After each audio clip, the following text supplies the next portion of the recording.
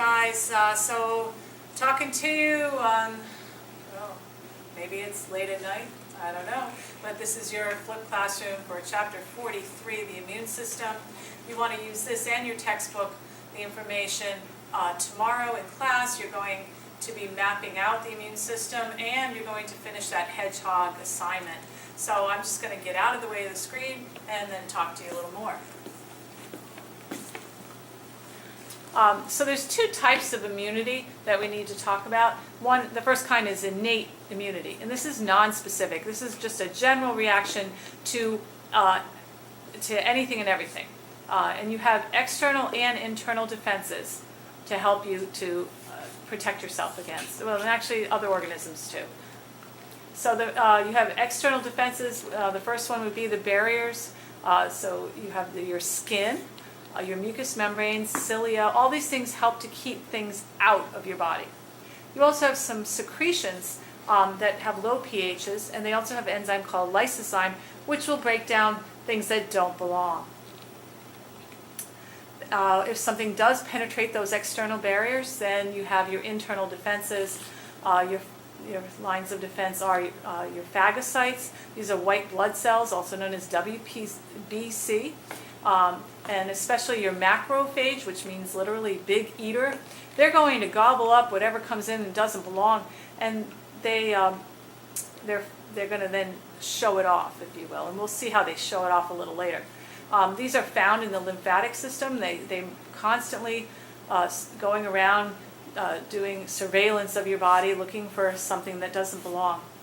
And they will produce what is known as the inflammatory response.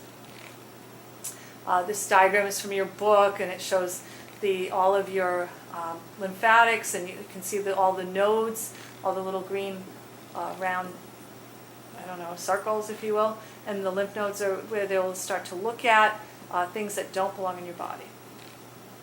So what is the inflammatory response? It includes swelling, heat, redness. This is due to increased blood flow. And you also have something called histamines that will make this happen. This is a way for you to sort of sequester or keep it all in one place. You don't want it to be getting around your body. And your phagocytes and other antimicrobial proteins will get to the site. They will gobble up whatever it is and try to prevent it from spreading. After you go through your innate immune response, you have also an acquired immune response. This is in response to whatever that pathogen might be. It is highly specific, and it involves cells called lymphocytes, these white blood cells. And so what they're going to do is recognize what is known as an antigen. And an antigen is a protein or a portion of a protein, and this will bind to a receptor on a cell. In the specific immune response, your phagocytic cell will engulf or gobble up that foreign material, whatever it might be, and it produces what is known as MHC, or major histocompatibility complex molecules. And they show off or present the antigen and the MHC on the cell surface. And they're like, hey, look what I got, and they show it off to the other cells in the immune system. So MHC1 will present to what is known as cytotoxic T cells, and these cells will become activated, and they'll secrete proteins that will kill whatever the target cell and whatever's in it. So this is a very direct response, and it requires a protein called CD8. There's also class 2 MHC molecules, and they will display to T helper cells, another type of T cell. And it has a protein called CD4 that helps binding the two together for activation. Cytokines are another kind of protein that is secreted, but this will stimulate your B cells and help us go through a process called clonal selection. And this is more of your long-term immunity. In clonal selection, your B lymphocytes, you have two kinds, the Ts, which we just looked at, and then you have the Bs. And these are going to try to bind to that antigen that's presented. And they'll line up and they keep trying to match. And the best match, the one that fits the best, is going to be cloned, and many copies are going to be made. Or another way of saying that it will proliferate. To proliferate is to make a lot of. And they also make a memory cell, and this is for long term in case you ever see that again. This is the basis of vaccination, is to create memory cells. And this takes a really long time to do because you got to find the best fit, and there's millions and millions of these cells.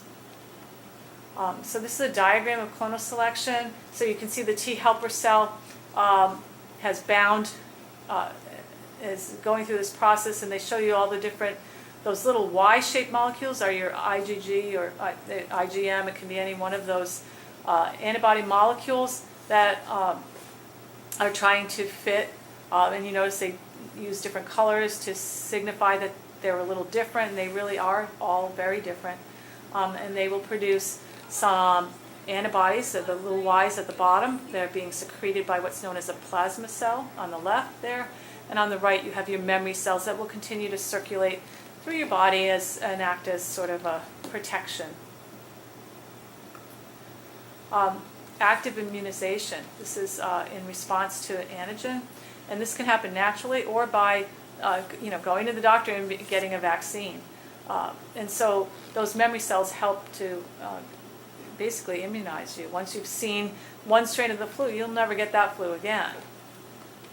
And if we look at this diagram from your book, you have the first immune response and the second immune response. In the blue, if you look at the blue. So the first response is not very big. The second response is much stronger. And so you often will have a booster shot to try and make sure you get a really significant response and that you'll be able to protect yourself. You can also have passive immunization, and this is naturally occurring. This happens from the mother to the offspring, and this is the mother's IgG, or it can be the form of IgA. I've been throwing these IGs around. There's many forms, and you're going to be using this when you look at isotype switching. There's a number of different isotypes of different forms of antibody that work better in one circumstance or another. So in isotype switching, your first response is called IgM. This is a membrane-bound antibody, so it will only work if the cell is near the antigen. Your second response is IgG. And IgG is a secreted antibody, and it can travel anywhere in your body, so it's far more effective in getting rid of whatever the antigen is. You're going to have a copy of this, although it's not quite so beautiful and colorful, in your packet when you look at, I'm trying to remember if it's, I think it's your immune malfunction day. And so it's showing you that you can have, they're all in the same gene, the same chromosome. And we looked at, remember we talked about introns and exons and the fact that what is an intron for one protein is actually the exon for another. And so this is what you're seeing here.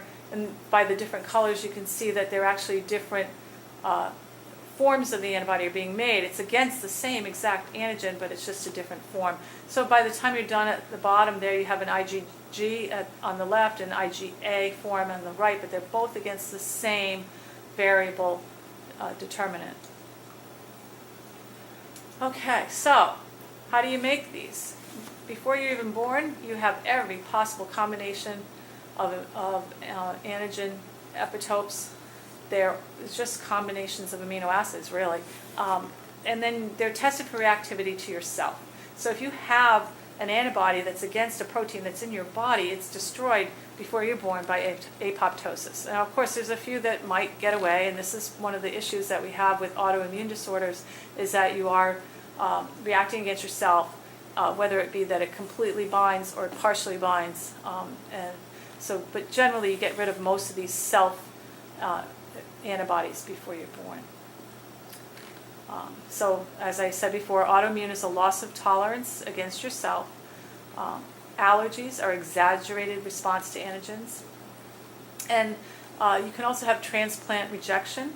And this is when your major histocompatibility complex, which is unique, will act as the antigen. That's why, so if you get a transplant, they try to find the perfect match. And the only perfect match would be yourself or an identical twin.